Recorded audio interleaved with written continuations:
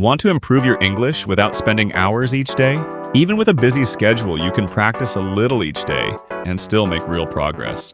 Here's a short and effective routine to learn English daily. Learn one new word a day. Spend just 7 minutes a day mastering one word.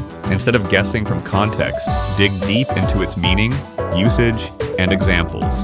Try the word of the day on Britannica Dictionary for easy-to-understand definitions.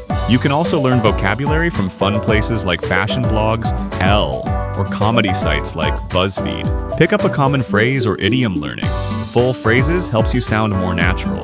For example, "what's up" is more common than "how are you" in casual chats. Explore idioms at the free Dictionary Idioms section or check out practical lessons at PhraseMix.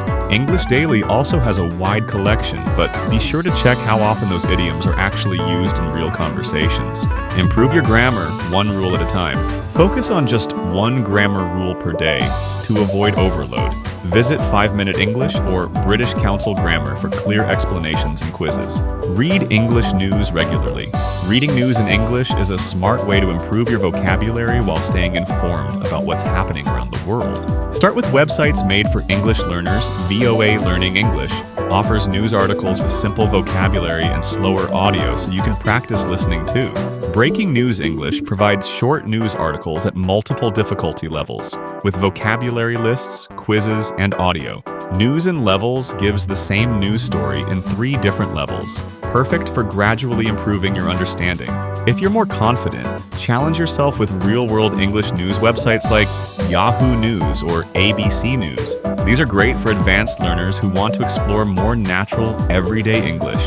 All helpful links are in the video description below. Review what you learned. Take 5 minutes to go over what you studied. How much do you actually remember from what you learned? In my next video, I'll share 5 free apps to help you practice and improve your English speaking. Subscribe to my channel and stay tuned until then.